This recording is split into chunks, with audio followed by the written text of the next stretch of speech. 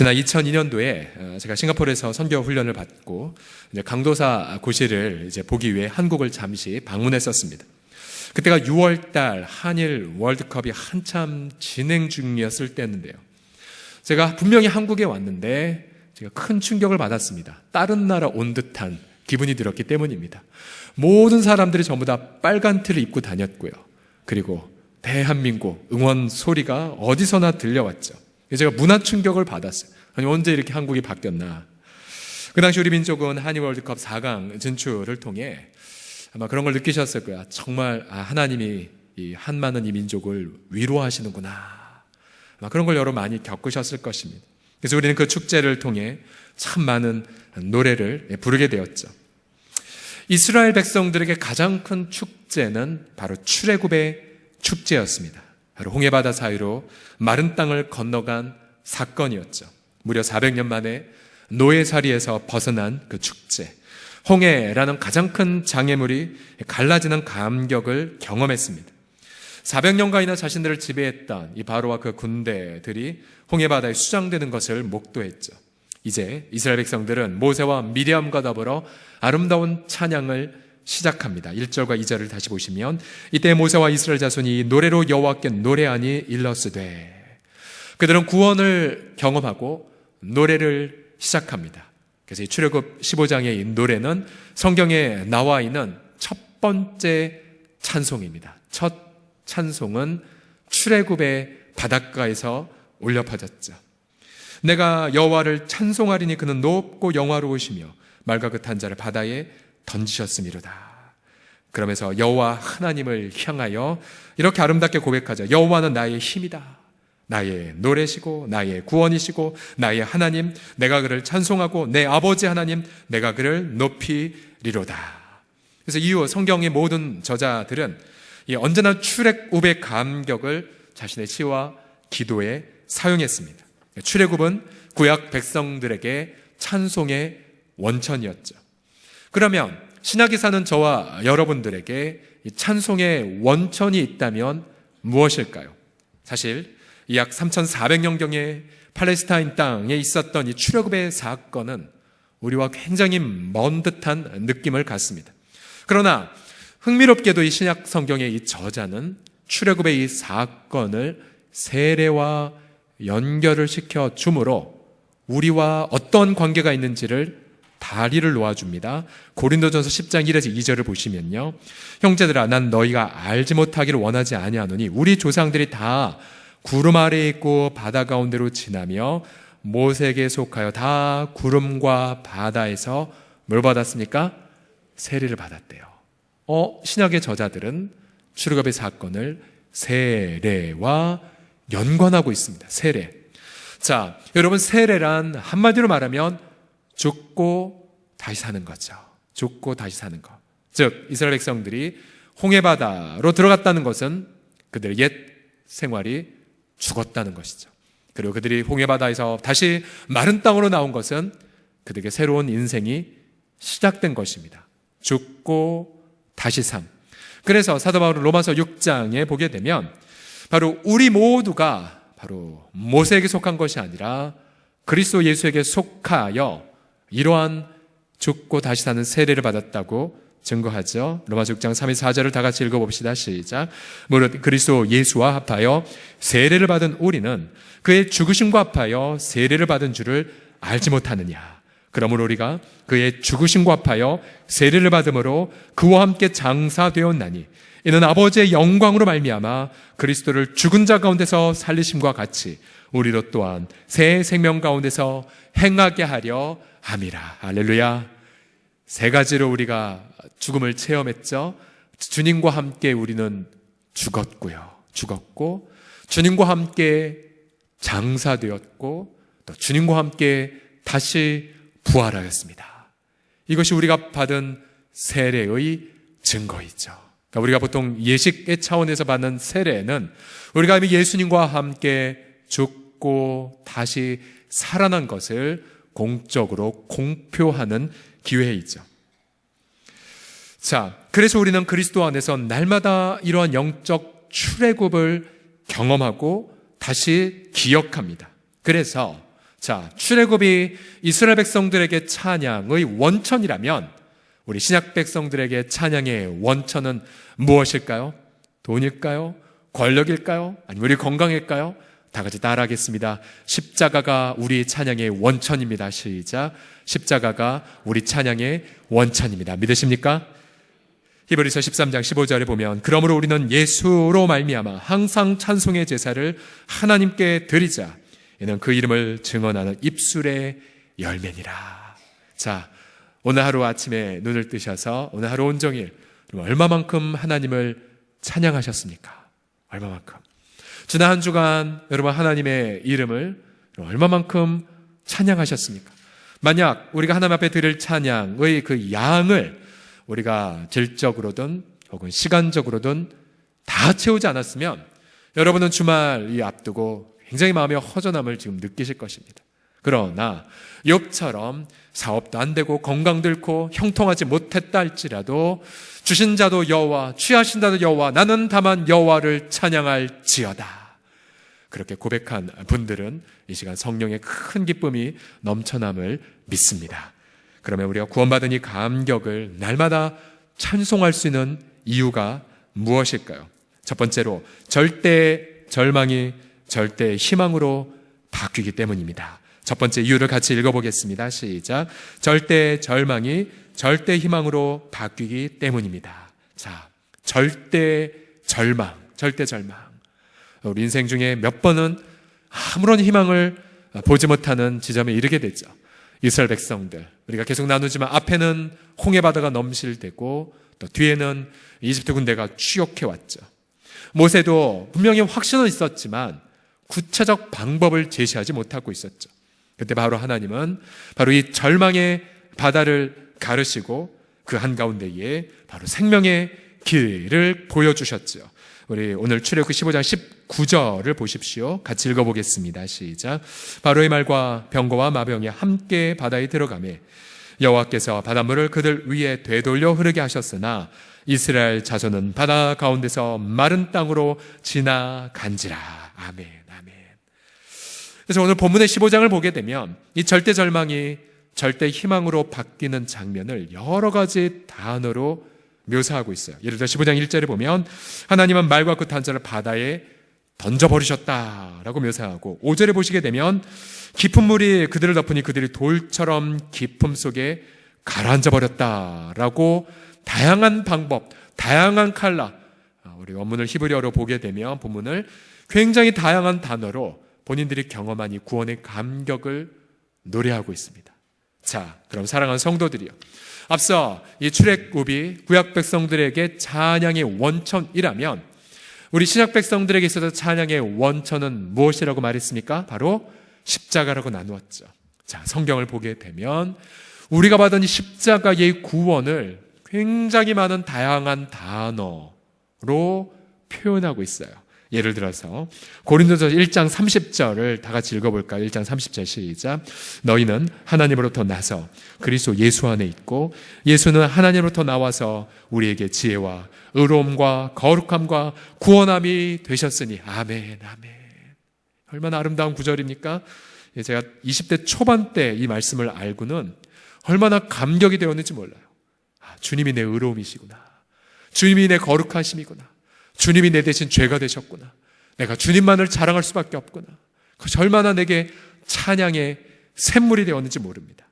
요한복음 5장 24절도 보시면 같이 읽어보자. 시작. 내가 진실로 너희에게 이르노니 내 말을 듣고 또 나 보내신 이를 믿는 자는 영생을 얻었고 심판에 이르지 아니하니 사망에서 생명으로 옮겼느니라. 아멘. 자, 아주 쉬운 거지만 여러분 대답해 보십시오. 믿는 자는 영생을 얻을 예정입니까? 아니면 이미 영생을 얻었습니까? 네, 얻었어요. 우리 안에 예수님의 생명이 거하고 있습니다.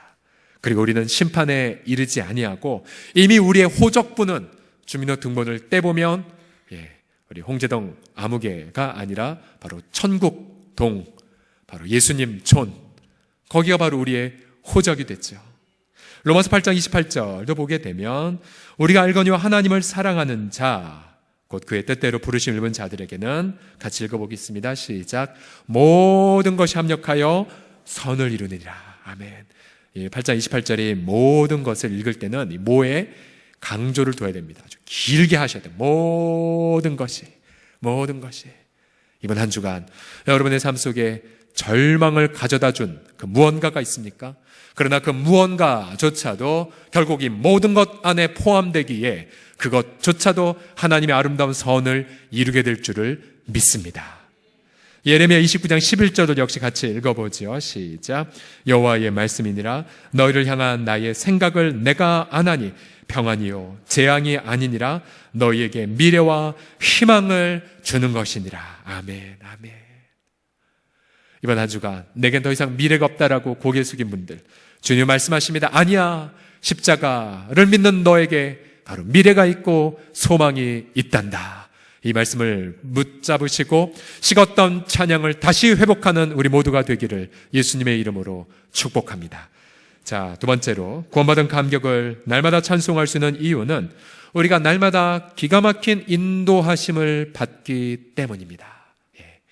인도하심이란 이 단어 앞에 기가 막힌 혹은 형언할 수 없는 혹은 상상할 수 없는 등의 수식어를 붙일 수 있겠죠.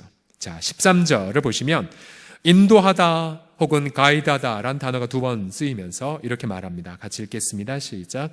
주의 인자하심으로 주께서 구속하신 백성을 인도하시되 주의 힘으로 그들을 주의 거룩한 처소에 들어가게 하시나이다. 아멘. 자, 어느 누가 감히 상상을 했겠습니까? 바다를 갈라 마른 땅으로 인도하실지. 누가 상상을 했겠습니까? 그 바다를 갈라 그 바닷물로 400년간 자신들을 괴롭혔던 대적을 무찌르실지. 백성들은 그 바다 한가운데서 자신들이 경험한 그 놀라운 기가 막힌 인도하심, 다 눈물로 바닷물을 건너갔겠죠. 아, 이렇게 체험케 하시려고 이렇게 하나님이 인도하셨구나. 여러분, 우리가 날마다 예수 그리스도를 모시고 살아갈 때에 우리의 인생 전체가 바로 이러한 하나님의 기가 막힌 인도하심을 경험하는 아름다운 찬양의 기회가 됨을 믿습니다. 자, 여러분, 올해 연말이 되기 전 여러분 이 책은 꼭 여러분 다 읽으셨으면 좋겠어요. 12월 추천도서 가운데 있는 하형록 이제 목사님이 내셨는데 Favor라는 책, 뭐 은총, 호의라는 뜻이죠. Favor. 자, 본래 이분은 미국의 명문대학교를 졸업하고, 물론 가난한 목사님의 이제 아들인데 미국 1.5세쯤 되는 분이십니다. 이미 20대 후반에 미국 유명한 건설회사의 중역으로 승진할 만큼 출세 가도를 달렸던 분. 자신의 아내는 MBA 그 경영학 석사를 전공했고, 또한 두 딸이 있는 아주 정말 부러울 것이 없는 가정이었습니다. 근데 32살에 한참 일을 하다가 갑자기 심장 이상으로 쓰러집니다. 알고 보니 심실빈맥증, 즉 심장의 박동이 불규칙해서 어느 순간 심장이 비정상적으로 빠르게 뛰면 호흡 곤란으로 죽는 병. 그는 즉시 심장 이식을 받아야만 했습니다. 그리고 그는 병원에 입원했고 투병한 지 2년 만에, 그리고 병원에 입원한 지 5개월 만에 적합한 심장이 있다는 것을 들었습니다. 그는 심장을 기다리는 5개월 동안 성경을 찬찬히 읽으면서 이런 기도를 드렸대요. 주님, 만약 살려주시면 제가 이웃을 위해 이웃의 아픔을 나누고 또 그들의 고통에 참여하며 그들을 섬기며 살겠습니다 라는 그런 기도를 드렸대요. 자, 마침내 이식할 심장이 나왔습니다. 그런데 이제 곧 수술을 앞뒀는데 주치의를 통해 우연히 이런 말을 들었습니다. 바로 우리 옆방에도 심장 이식을 기다리는 환자가 계신데, 여성분인데 그분은 당장 심장을 이식 못하면 이틀 만에 죽는 분이라고 들었습니다. 이틀 만에. 근데 더 놀라운 건 본인과 혈액형 또 심장의 상태가 아주 적합한 분이라는 걸 우연히 들었어요. 이분은 크게 고민에 빠졌어요. 근데 하나님께서 마음속에 이런 음성을 들려주셨대요. 죽어가는 저 여인에게 네 심장이 필요하구나. 그러나 만약 이분이 이식한 심장을 포기하고 그분에게 주면 이분은 속절없이 심장 이식을 또 기다려야 되죠. 의사 선생님이 물어봤습니다. 제가 만약 심장 이식을 받지 못하면 며칠이나 더 살겠습니까? 이미 의식이 꺼지고 안 좋은 증상이 나왔는데, 길어봤자 일주일, 짧았자 일주일, 길어봤자 한 달뿐입니다. 만약 자신이 이식받지 못하고 죽는다면 자신의 사랑하는 아내, 또 두 딸, 또 부모님 얼마나 슬퍼할까. 그러나 기도하면서 주님은 그에게 심장을 양보하는 마음을 주셨고, 그리고 그는 주치의에게 온 병원이 다 뒤집을 만한 소리를 말합니다. 내 심장 저분에게 이식하십시오. 이식하십시오. 결국 그는 하나님의 인도하심 앞에 맡겼습니다. 결국 옆에 환자는 살아났고요. 그러나 일주일 뒤 하영록 씨는 호흡 곤란으로 혼수 상태에 빠졌습니다. 그러나 온 병원이 이 사람을 살리기 위해 애를 썼고 마침내 기적처럼 이식할 심장이 나타났습니다. 그리고 그도 마침내 이식된 심장으로 생명을 연장받았죠. 근데 그때 이분을 담당해서 주치의 의사가 이렇게 말했습니다. 나는 평생 기도하지 않는 자인데 당신 살리기 위해 기도란 걸 해보았소. 이것이 이분의 책 페이버의 첫 장면에 나오는 책입니다. 그로부터 이분은 이웃 사랑을 위해 자신의 인생을 희생할 때에 하나님의 기가 막힌 인도하심을 페이버라는 단어로 묘사합니다. 여러분, 우리도 마찬가지입니다. 지금 저와 여러분이 혹시나 홍해 바다 앞에 있든지 아니면 이집트 군대의 그 사륙의 목소리 속에 짓눌려서 희망이 보이지 않는다 할지라도 여러분, 우리 예수님은 우리의 길이 되시고 우리의 생명이 되심을 믿습니다. 우리의 선한 목자가 되신 예수님, 그가 날마다 우리를 푸른 초장으로 인도하시고 쉴만한 물가로 우리를 인도하시는 것을 믿습니다. 때로 우리가 사망의 음침한 골짜기로 다닐지라도 해를 두려워하지 않을 것은 주의 지팡이와 막대기가 우리를 안위하시고 지키시고 마침내 하나님의 영원한 의의 나라로 우리를 인도하시는 것을 믿습니다. 하나님의 그 기가 막힌 인도하심을 사모하며 믿음으로 하나님을 찬미하시기를 주의 이름으로 축복합니다. 옆 사람 보면 이렇게 고백하겠습니다. 염려하지 마세요. 예수님이 인도하고 계십니다. 시작. 염려하지 마세요. 예수님이 인도하고 계십니다. 아멘, 아멘. 자, 마지막으로 우리가 구원받은 감격을 날마다 찬송할 수 있는 이유는 우리가 세상에 강한 영향력을 끼칠 수 있기 때문입니다. 세 번째 이유를 같이 읽어보겠습니다. 시작. 세상에 강한 영향력을 끼치기 때문입니다. 자, 본문의 14절과 16절을 보면 이 주변의 이웃 나라들의 반응, 즉 출애굽, 홍해를 건넌 이 사건을 본 주민들의 반응이 나오죠. 여러 나라가 듣고 떨며 블레셋 주민이 두려움에 잡히며 에돔 두령들이 놀라고 모압 영웅이 떨림에 잡히며 가나안 주민이 다 낙담하나이다. 자, 이스라엘 백성들 현재 위치에서 가까운 순서로 지금 기록하고 있죠. 블레셋, 그 다음 에돔, 모압, 마침내 만나게 될 가나안 백성들이기까지. 자, 가나안 주민이 다 낙담하나이다. 놀람과 두려움이 그들에게 임하매 주의 팔이 크므로 그들이 돌같이 침묵하여 싸우니. 자, 이 백성들이 만약 그 당시에 텔레비전 어떤 기자가 있다면 인터뷰를 해본다고 가정해 보십시오. 뭐 때문에 이들이 이렇게 크게 두려워하고 놀랐을까요? 왜 이렇게 이들이 낙담했을까요? 자, 그것은 이런 것 때문이죠. 분명 이스라엘 백성들은 노예살이나 했기 때문에 변변한 무기도 없었고, 저 북녘에는 어떤 사람처럼 핵미사일도 없었고, 아무런 권력도 없었는데, 그저 가만히 보니 모세의 손에 들린 낡아 빠진 지팡이 하나뿐인데, 그리고 지팡이 하나만 붙고 우직하게 따라간 백성들 뿐인데, 아니 글쎄 그들이 이집트를 쑥대밭으로 만들고 또 그들이 홍해를 가르고 또 그들이 이집트 군대의 그 모든 장수들을 수상했다는 그 사실, 얼마나 낙담이 되었을까요? 도대체 저들이 믿고 있는 하나님은 누구이길래 물질이 없어도 권력이 없어도 무기가 없어도 저러한 승리를 가져다 주는가? 세상 사람들이 보기에 도무지 이해가 되지 않는 장면을 그들이 바라본 거죠. 자, 정말 초라한 지팡이, 우직한 순종. 그러나 세상 사람들은 정말로 두려워하며 벌벌 떨고 있는 이 장면. 이 공식, 즉 연약한 자를 들어 강한 자를 부끄럽게 하는 이 공식, 또 가난한 자를 들어서 부한 자를 부끄럽게 하는 이 공식, 그것은 지금부터 3400년 전 출애굽의 현장에서나 지금 2017년 지금의 상황에도 동일한 패턴이고 공식입니다. 우리 고린도서 7장 27절에서 29절을 다 같이 읽어보겠습니다. 시작. 그러나 하나님께서 세상에 미련한 것들을 택하사 지혜 있는 자들을 부끄럽게 하려 하시고 세상에 약한 것들을 택하사 강한 것들을 부끄럽게 하려 하시며 하나님께서 세상에 전한 것들과 멸시받는 것들과 없는 것들을 택하사 있는 것들을 폐하려 하시나니 이는 아무 육체도 하나님 앞에서 자랑하지 못하게 하려 하심이라. 아멘, 아멘, 아멘. 그러기에 성도가 세상 사람들에게 영향력을 끼치는 그 도구는 권력도 아니고 물질도 아닙니다. 엄청난 부동산도 아니고 높다란 성곽과 같은 예배당도 아니죠. 바로 모세처럼 그 투박한 지팡이, 여러분 우리에게 해당되는 지팡이가 있다면 무엇이겠습니까? 바로 볼품없는 십자가가 아니겠습니까?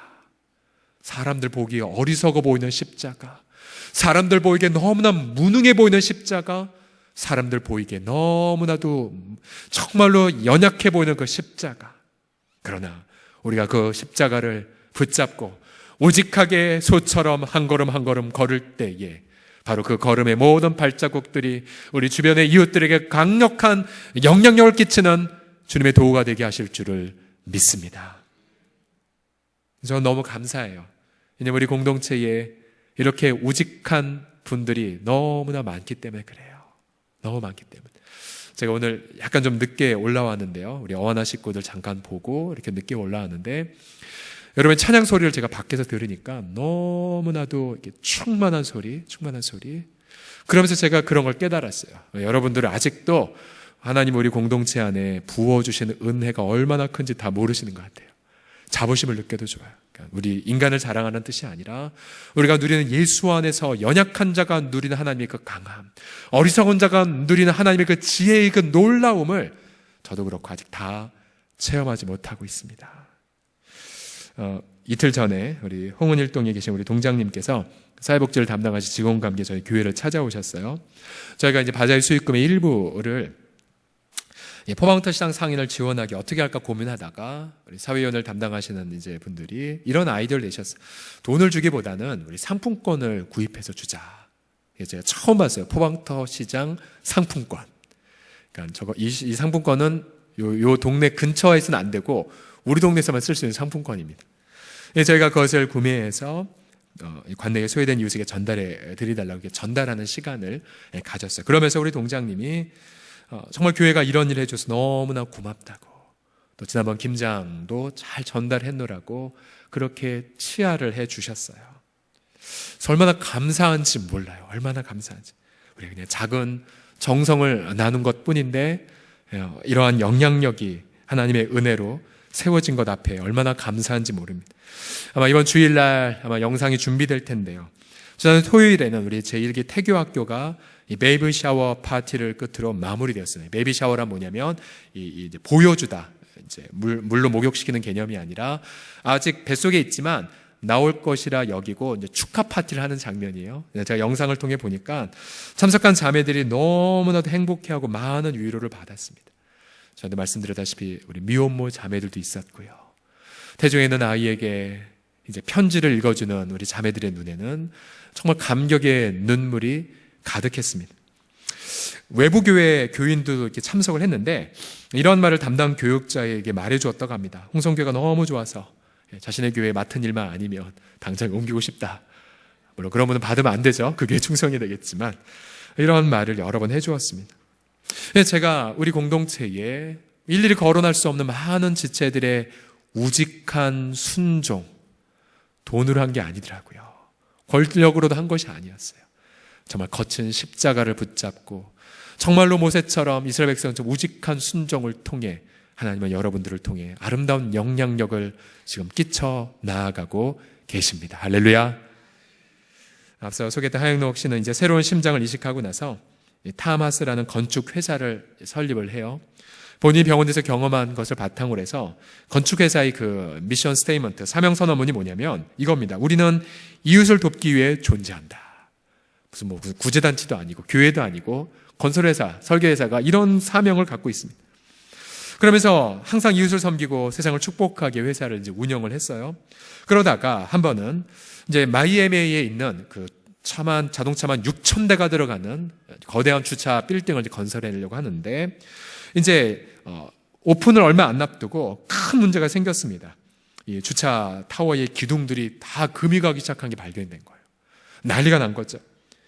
알고 보니 이 야구 건축주의 무리한 요구로 인하여 잦은 설계 변경을 하다 보니까 결국은 이제 금이 가는 거였습니다. 물론 당연히 책임은 이 설계 또 시공을 맡은 이 회사가 지어야겠죠. 계산해보니 수십억 원의 보수 비용이 산정이 되었고, 또한 이 회사뿐만 아니라 연관된 회사들의 책임 유무 몇 프로를 따지다 보면 법정에 가야 되고, 그러면 지루한 다툼을 해야 되면서 마침내 이 경기장은 프로야구에 오픈되지 않는, 그러면 이제 도시 경제도 마비가 되는 그러한 것이 막 너무 부담이 되었습니다. 이분의 표현에 따르면 자기 심장이 사라지는 것보다 더한 고통을 느꼈다고 하면서 계속 기도하는 차에 이제 모든 사람들 관련자가 다 만나기로 했습니다. 이분, 또 이분의 지급 비용을 담당한 보험회사, 또 여러 관련자들이 다 모였습니다. 각자 변호사를 대동하고 어떻게든 이 책임에서 벗어나기 위하여 칼을 갈고 다 모였죠. 네, 그 전날 이 하영록 씨는 본인의 기도를 관련된 모든 분들에게 이렇게 보내었습니다. 어제 저희들은 회의실에 모여 다음과 같이 기도드렸습니다. 1. 이번 사태로 인해 우리 모두가 마음이 상처받지 않도록. 2. 이번 사태를 통해 우리 모두가 공공안정, 건강, 복지에 대한 책임감을 더 신중하게 배울 수 있도록. 그리고 5번. 이번 사태를 계기로 우리가 전능하신 하나님께 더 다가가게 해주시고. 이것을 관련된 모든 분들에게 메일로 보내었습니다. 다음 날 이제 모였습니다. 이제 결정에 따라서 법정으로 갈지 아니면 지루한 싸움을 할지 어떻게 될지 회사가 망할지 결정된 그 타이밍에 어느 한 사람이 일어났습니다. 저는 하나님을 믿지 않습니다. 그러나 어제 당신이 준 기도를 하나님 믿는 우리 아내에게 보여주었더니 이 시간 아내가 무릎 꿇고 기도한다고 말합니다.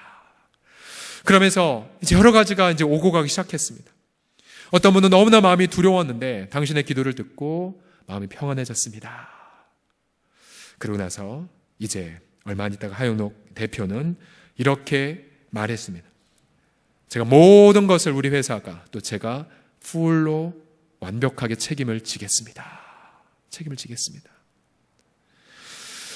있을 수 없는 일을 이 약육강식의 경제 사회 현장 속에서 무모하게 고백했습니다. 물론 그는 분명한 확신이 있었기 때문이었죠. 그러자 많은 이들이 그가 내린 결정과 그의 기도, 그의 인품에 감동을 받고는 보험회사부터 시작하여 주변의 모든 회사들이 우리도 돕겠다고 발을 앞장서서 나오게 되었죠. 그리고 그 어려운 과제를 잘 해결하고 나서 오히려 그 회사는 신뢰도가 더 미국에서 올라가게 돼요. 현재 미국에서 젊은이들이 가장 가고 싶은 회사 가운데의 하나가 되었습니다. 우리 사랑하는 우리 성도들이요, 오늘 2017년 12월 8일이죠. 여러분 오늘 이 날짜를 마음에 기억을 하십시오. 왜냐하면 오늘 이 날짜 속에 담겨있는 여러분 앞에 있는 장애물, 여러분 앞에 있는 방해물, 여러분 그것이 여러분의 우직한 순종과 십자가를 통하여 아름다운 찬송의 거리로 분명히 변화될 것이기 때문입니다. 날마다 그리스도의 십자가 앞에 나아가셔서 결코 메마르지 않는 그 찬송의 원천을 경험하셔서 우리의 어려움이 이 하영록 씨처럼 큰 찬송의 제목이 됨을 경험하는 우리 모두가 되기를 예수님의 이름으로 축복합니다. 자, 우리 찬양 하나 먼저 드릴까요? 우리 예수 인도하셨네라는 아름다운 찬양이 있습니다. 가사가 이렇게 됩니다. 내 인생 여정 끝내어 강 건너 언덕 이를 때 하늘을 향해 말하리 예수 인도하셨네. 매일 발걸음마다 예수 인도하셨네. 나의 무거운 죄짐을 모두 벗고 하는 말 예수 인도하셨네. 우리 같이 함께 찬양하겠습니다.